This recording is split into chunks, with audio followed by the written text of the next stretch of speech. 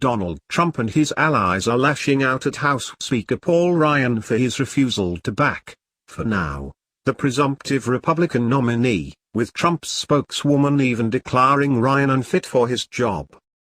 During a phone interview with Fox News on Friday, Trump said he was very, very surprised at Ryan's comments. "It's hard to believe," he said, adding, "It doesn't bother me at all." His tweets, however, suggest otherwise. So many great endorsements yesterday, except for Paul Ryan.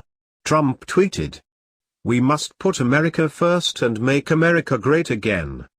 Roughly 90 minutes later, Trump came back with a sharp critique of another comment Ryan made Thursday. Paul Ryan said that I inherited something very special, the Republican Party. Wrong. I didn't inherit it, I won it with millions of voters. Trump wrote on Twitter.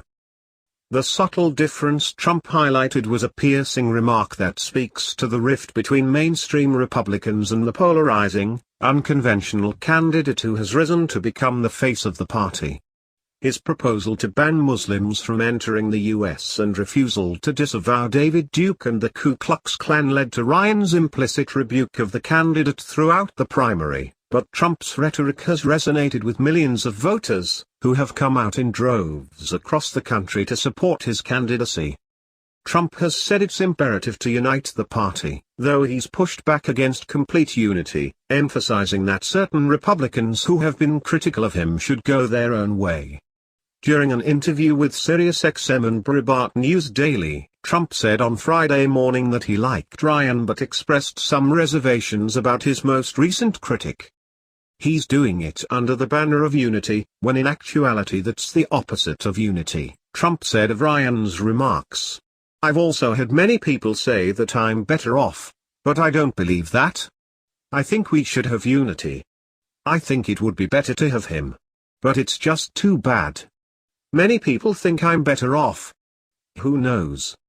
Trump's spokeswoman Katrina Pearson went much further than her boss, suggesting that the Wisconsin Republican is unfit for his leadership role if he can't support the party's presumptive nominee. Asked plainly by CNN's John Berman whether Ryan is fit to be Speaker if he can't come around to supporting Trump, Pearson responded, "No, because this is about the party."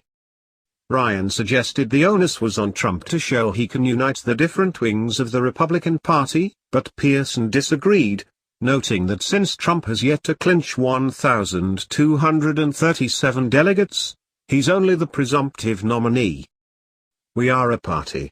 Paul Ryan needs to be he's the leader right now, Pearson said. We're told Donald Trump is only the presumptive nominee. He's not the nominee until 1,237. So really it's incumbent on Paul Ryan to help bring unity to the party. The same sentiment was expressed Thursday evening by Fox News host Sean Hannity, who told viewers he is no longer ready to support Ryan as Speaker. I'm thinking maybe we need a new Speaker, Hannity said during his show. Thoughts? Trump convention manager Paul Manafort struck a more conciliatory tone, telling MSNBC's Andrea Mitchell on Friday afternoon that the split among Republicans' support for Trump will eventually subside. What's most important, he continued, is that Ryan said he is prepared to support the nominee. People are gonna be glad that he's at the top of the ticket, Manafort said. The reason he's won overwhelmingly in the primaries is because he expanded the base of the Republican Party with thousands and thousands of people, crossing over or in many cases changing their registration to participate in the Republican Party to vote for Donald Trump. That strength, those coattail of capabilities, are going to help the Republican ticket. Ryan's office confirmed that the two will meet in Washington on Thursday. Having both said we need to unify the party, Speaker Ryan has invited Donald Trump to meet with members of the House Republican leadership in Washington on Thursday morning to begin a discussion about the kind of Republican principles and ideas that can win the support of the American people this November, his office said in a statement. The Speaker and Mr. Trump will also meet separately, along with RNC Chairman Reince Priebus. In a statement to the Washington Post, Trump said Ryan's comments were totally inappropriate and ominously said that the two may go our separate ways. I told Reince that I thought it was totally inappropriate what Paul Ryan said and thought it was good for me politically, he said. But Reince feels, and I'm okay with that we should meet before we go our separate ways. So I guess the meeting will take place and who knows what will happen. Pearson said the businessman is likely to tell Ryan that by refusing to support him, he's also going against the will of the people. Well, I think he's going to talk to Paul Ryan and just say, look, you are not just against me. You are against a lot of your voters, and this is something that has been indicative, Pearson said. For the last couple of cycles you have had the leadership rejecting its own voters, silencing them, ignoring them, campaigning on one issue and not following through, and that's why we have a nomination of Donald Trump. Pearson said the last two Republican presidential nominees, John McCain and Mitt Romney, weren't true conservatives, but conservatives were told to hold their noses and vote for the sake of the party. These same people are now telling us that because their guy didn't win, they want to hurt the party, she said. The issue here isn't about Donald Trump. If you can't hold yourself to the standard that you hold everyone else, the problem is with you. Priebus, who declared Trump the presumptive nominee Tuesday following a decisive victory in Indiana that knocked Ted Cruz out of the race, and subsequently John Kasich, hopes to mitigate the brewing feud between the man who will top the GOP ticket in the fall and the man who will chair the Republican National Convention this summer. My view is just relax and be gracious and I'll talk to Paul and we'll try to work on this, Priebus said he told Trump.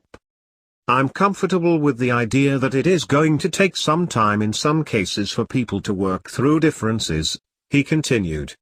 We talked about it and talked about it multiple times and they're very comfortable with sitting down with Donald Trump, and it may be at my office, it may be somewhere else, but we're going to have that meeting to start the process of unifying. Trump's surrogate and former presidential candidate Ben Carson told MSNBC's Morning Joe he was very disappointed by Ryan's comments and suggested he was being immature. He added that a divided Republican Party ensures a Democratic president in 2017.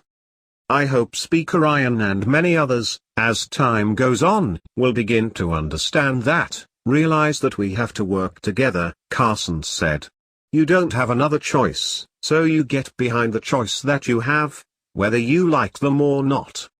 YouTube vloggers and Trump supporters Lynette Hardaway and Rochelle Richardson, better known as Diamond and Silk, called for Americans to vote out politicians who won't respect the will of the voters, beginning with Ryan. It's time to vote out these career politicians that don't want to honor who we the people voted for. Let's start with that Speaker Ryan #vote out, they tweeted. President Barack Obama, meanwhile, seemed to revel in the GOP's identity crisis, telling reporters on Friday, with a smirk, that he couldn't begin to guess what will come of the Civil War. I think you have to ask Speaker Ryan what the implications of his comments are,